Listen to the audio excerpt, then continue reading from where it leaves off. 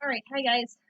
Welcome to Historian Stitch. So, if you follow on TikTok to any degree, I have been talking about doing a food part of the Victorian mourning kind of series that I was doing. So, we got through how the house would be decorated, how women were dressing and why, how men were dressing and why, the time frames for all of that. Um, and I thought I was going to be done. And then I thought about the fact that at Funkstown, Maryland, this past July, um, we did a morning talk there. So I talked about the clothing, and Mom talked a little bit about the food. So we made specific dishes for that tea that we were hosting, um, that revolved around what people typically made for their guests by the mid 19th century. And prior to that, what they were making, like what guests were making for the family. So we kind of see this cycle happening of um, the guests bring food to the family because anyone who has ever suffered a loss of any kind knows that there are certain times within that grieving process that being willing to sit down and cook for yourself doesn't happen. Being able to go to the store and buy food doesn't really happen. Like there's a level of depression that kicks in that makes it hard to get anything done. So having people bringing food to you is a pretty common thing. You see that today too, especially in the American South, where people bring food to the family. Usually the week of and after the funeral, so there's like a good week and a half, 2 weeks of everyone bringing food, and a lot of times it's chicken. Like everyone likes to bring chicken here, especially in the South. Um, though something that has become a little more popular is bringing things like breakfast casseroles and stuff too. The nice thing about all of that is you can freeze it really easily. So you can save it, pull it out, reheat it, and you've got food. You don't have to worry about cooking. You don't have to worry about buying it. Um, so we're kind of becoming more conscious of that fact again. Whereas in the mid 19th century, you were expecting a lot of people to come through. So you're kind of making for them as well as them bringing food for you. So there's a weird mix in the Victorian era of providing and taking food wise. And yesterday, I put up on TikTok the plan for this entire adventure of we're going to alternate between savory and sweet foods. More often than not, it was sweet foods, especially for the Victorian era, where certain cake, well, what we consider cakes and cookies now, are being brought in or made, and they'll last for a long time. That's the biggest thing. It's stuff that will last for a while. How do you make things last for a while when you don't have a refrigerator and you don't have a freezer? Well, the answer is, in some cases, which is what we're doing first, pies. And I'm going to be using the Victorian Home Companion. I love this book. It is super useful. It's got the measurements in the front of when they talk about a fast oven, they mean about this temperature. For measuring, they mean these things. So, like, an egg of butter is literally if you've ever seen a chicken egg, it's about the same size. Um, so it has all of that in actual like measurement terms because how they're cooking versus how we cook now, very different. It's much more of an art than versus today. It's very kind of scientific in how we measure everything out and put it together, or at least usually how we put it together. So the first ones we're going to do are pies, right? So prior to refrigeration, pies are going to be pretty common in that the crust you're not really making to eat. It is only there to hold the filling. So when it comes to a mincemeat pie, which is what we're going to do, as well as a raisin pie, they are both dishes that will last for a long time. And in the process of doing research for this, I realized that the modern rendition of a mincemeat pie is not what I had in my head. Apparently, the 16 and early 1700s part of my brain kicks in for that one and goes, nope, there's supposed to be meat in that. So that's your savory one. We're going to do that one first, and then we're going to switch over to that sweet raisin pie instead. Um, so the recipe that I'm using is going to be loosely based on the one in the Victorian companion, like home companion here. Uh, but you have so many different renditions of mincemeat pies because it's one that has been around for a long time. It is meant to be cheap. It's meant to be easy. You can put anything in it, minus the kitchen sink, basically, is how I've read other recipes where it's like a leg of mutton and some suet and oranges and raisins and currants, there's the word, maybe some orange, apples, like whatever you have on hand, onions, put it in. That's your pie. It is their version of canning almost with that crust because the crust covers the entire thing. So you've got your regular pan and then you put a encasement over top too. Kind of like what you think of for chicken pie. Chicken pies have been around for a really long time, so that would be another savory version of a pie that you made and brought to the family because it should last for a while. Um, once we get to the raisin pie, which is our sweet one, same idea. The pie crust is going to make it last for a while. There's brandy in both to some degree, so the alcohol helps preserve it. The amount of sugar in really both of them is going to make them last for a while. Um, but you've got two very different versions. You have a hearty meal for a pie, and you have a it's good for breakfast, it's good for a dessert kind of pie. Um, but it is a labor of love pie as well when it comes to raisins because you have to get all of the seeds out to make it worth eating a lot of times. Um, we're going to see if I have enough raisins for everything. I have currants, I have a whole bunch of apples, though some of these are going to be used for a completely different kind of pie that I just enjoy this time of year of a cream or apple cream pie. So good.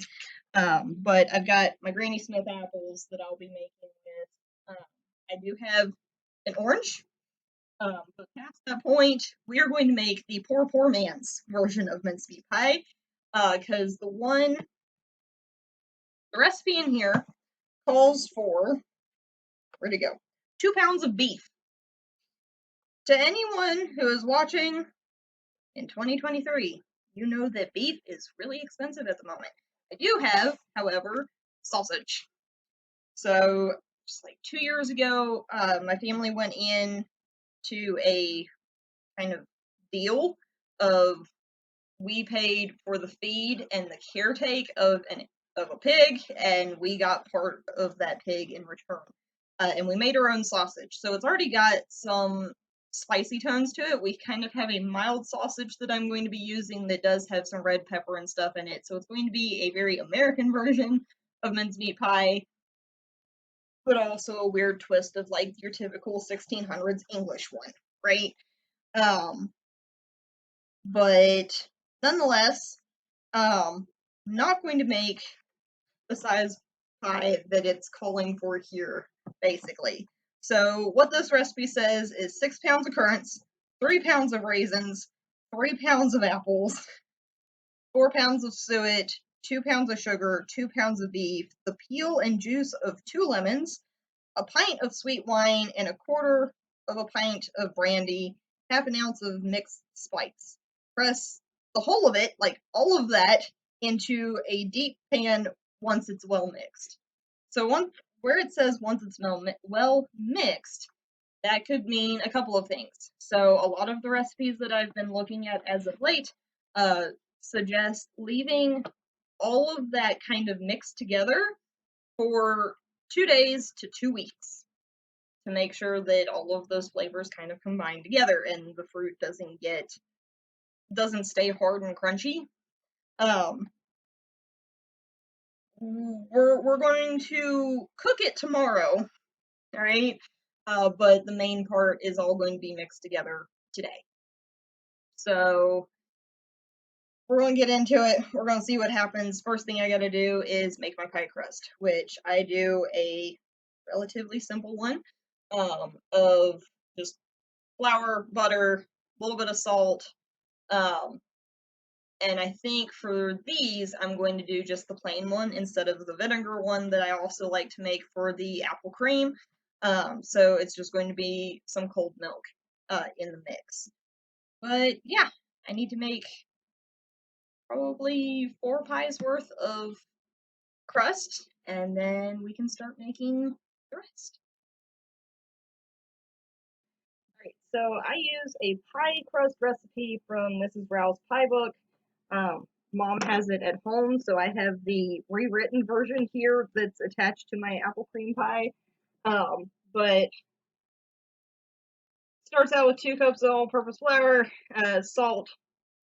Calls for shortening technically, but I use butter. I find it makes it a little flakier and nicer to eat. And then that cold milk, so it's pretty quick, easy thing to do.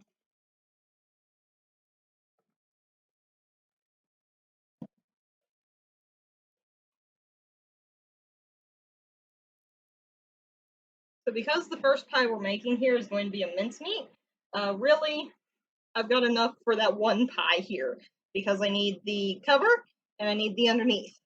So this is going to be enough for that mincemeat.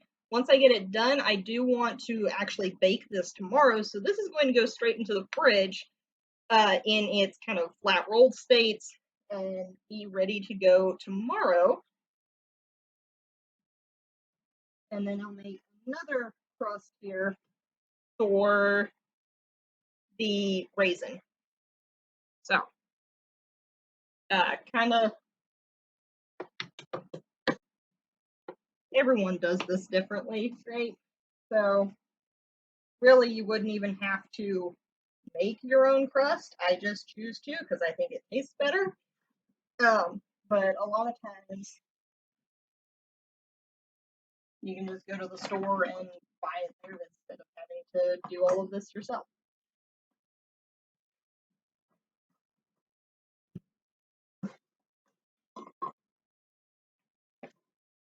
I want it pretty thin in this case, just because I do have a refrigerator that this will sit in when it's done. I'm not worried about a super thick, heavy duty crust to make sure that it lasts for a long time.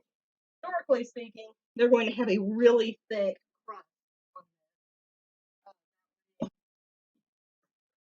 They know it'll last. Now, a lot of times, especially today, we tend to think of this as being a Christmas pie, right?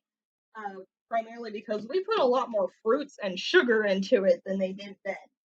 So, kind of what we're seeing here is pretty common throughout all time periods. So, if you go from something that is made out of necessity to we can have really cool stuff now and we're going to make it as fancy as possible kind of thing instead. Right.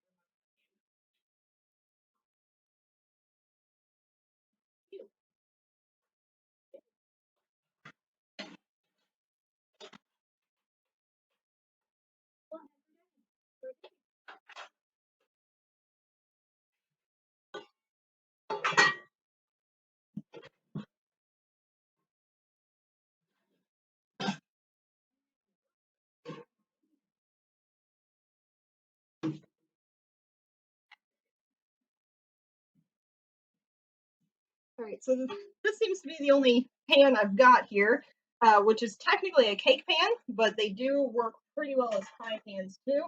I just have to remember when I go to bake it, since this is metal, it's going to cook like tin would at work, so I need to not cook it for as long, basically. Long enough to cook the sausage, but not so long as to burn the crust, even though technically the crust we don't need. Alright, so like I said, we are doing the super poor man's version of a mincemeat here. So, we're not doing poundage, let's put it that way. The only pound of anything I'm going to have is the pound of sausage. But I am hoping that I think all of these flavors are going to go together pretty well, and I actually have some mace now too, along with nutmeg. which they are using mace in everything throughout the 16th, 17th, 18th, 19th centuries. Like, they're using it in everything. So we're going to pour all of this together. I'm going to do 2 apples, the juice of the orange with a little bit of the zest, not too much of it though.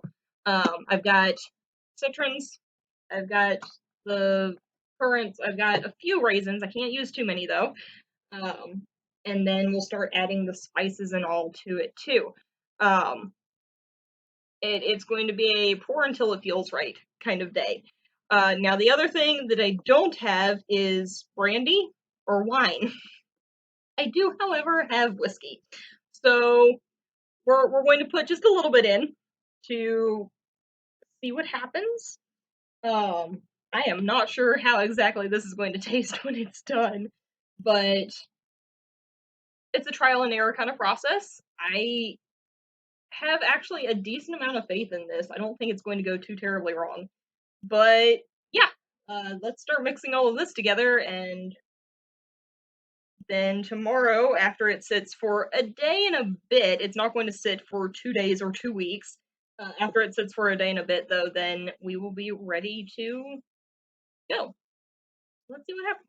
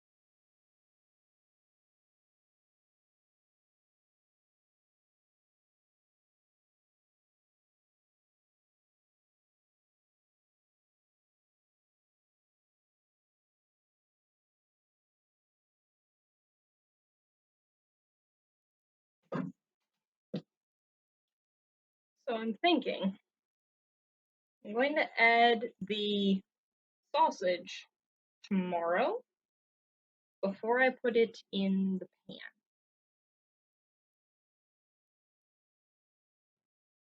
I think. It's not a bad smell. Definitely a weird one. Alright, y'all, so it is the next day. We are going to pull out the filling and the pie crust. I need to get the oven turned on. We are going to bake it at roughly 375 because there is no heat temperature for the particular recipe in Victoria's Home Companion. But I'm basing it off of the mincemeat pie in my Pillsbury baking book. So yeah, we're going to do about 375, 400, somewhere in there for baking, and I am curious how much syrup is in the bottom of this bowl now. So, let's see what happens.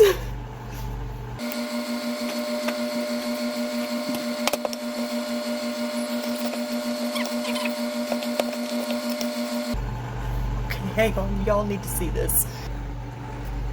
There is so much syrup now. Not as much as I thought there'd be, but then again, apples don't necessarily have that much to give. So, fun times. I need to put the sausage in here, and probably need to let my pie crust warm up a little bit, but yeah, we're gonna have mincemeat this morning.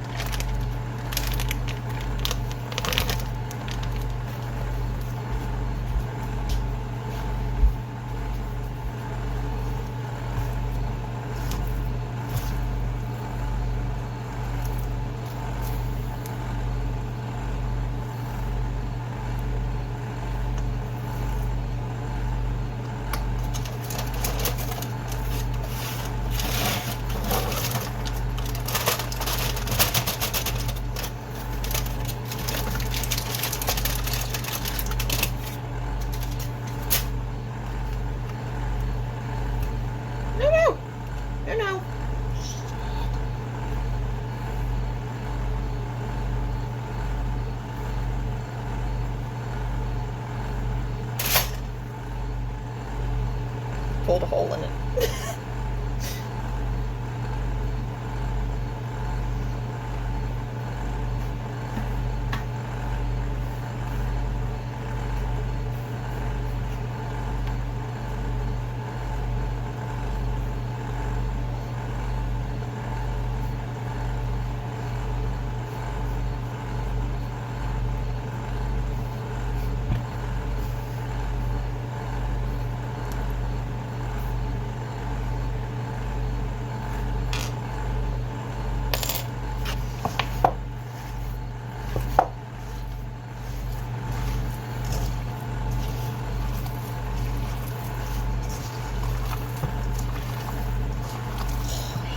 Heavens, that's cold.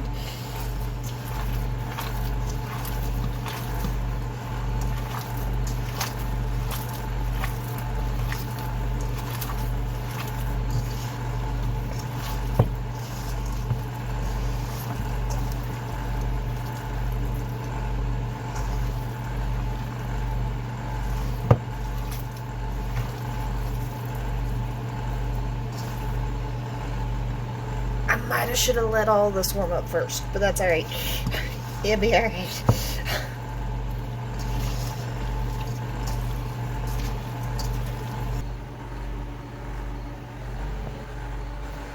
Alright, so the pie is in the oven. It is a chunky boy, it's pretty heavy. But I'm thinking just cooking it until it gets a pretty dark golden brown. We'll see what happens. In either case, as long as it gets up to the appropriate temperature for meat to be cooked, should be fine. But I'm curious how this is going to taste when it comes out, because I'm dubbing it the redneck mincemeat. Because just that pound of sausage, and then like all of the other things that I happen to be able to afford for at least the next little bit, and then the Jack Daniels, because I have no bourbon and I have no wine.